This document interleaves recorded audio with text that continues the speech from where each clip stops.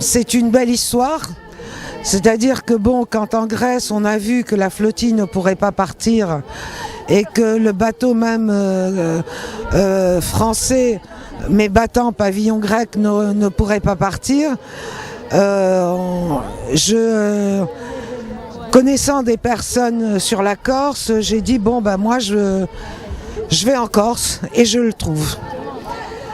Et donc voilà, j'ai fait un peu tous les ports de Corse et puis je suis tombée sur des gens extraordinaires de capitainerie qui ne connaissaient rien à Gaza, il faut le dire, et à qui j'ai expliqué et qui m'ont dit Eliane, on va t'aider.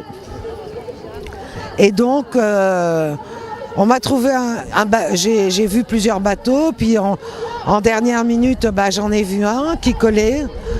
Des copains de Paris sont venus, on a fait venir des experts pour quand même ne pas partir à l'aventure. Et donc, on l'a acheté. On l'a acheté sur le champ.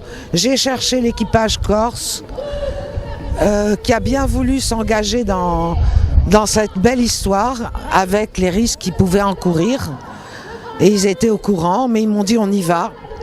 On a équipé ce bateau et je peux vous dire qu'il y a eu une solidarité extraordinaire. Parce qu'à partir du moment où j'ai expliqué aux Corses ce qu'était Gaza, ce que ça représentait, ils se sont coupés en 10 pour nous aider, pour m'aider.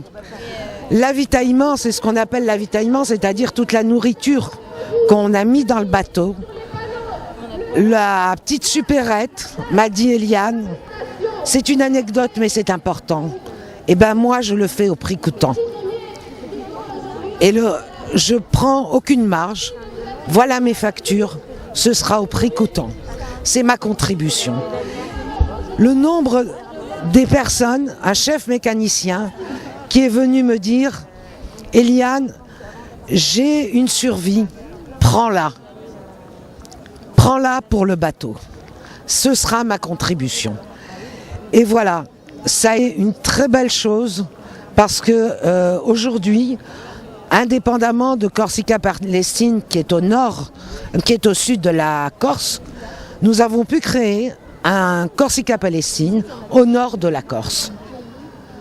Et tout le monde s'est mobilisé. On a suivi ce départ de manière extraordinaire. On était dans un port privé. Et donc j'avais demandé aux copains, j'avais dit soyons un petit peu discrets parce que la mairie peut nous embêter. Et le matin où on est parti, ce samedi matin, la capitainerie et les bateaux ont tous klaxonné pour notre départ. Et ce sont pas des gens qui connaissaient l'histoire de Gaza. Et cela, je vais vous dire, quand j'y pense, j'ai les larmes aux yeux. Voilà, je crois que c'est merveilleux, quoi.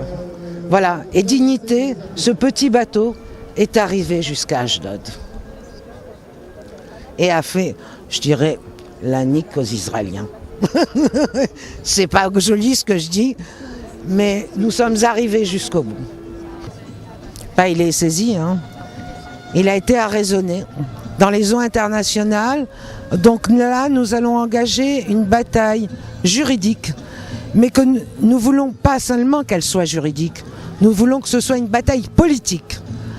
Et donc nous allons confier ce dossier, ce sera Maître Roland Veil, avocat au barreau de Paris et vice-président de l'AIJD, Association des juristes démocrates, qui va s'en occuper.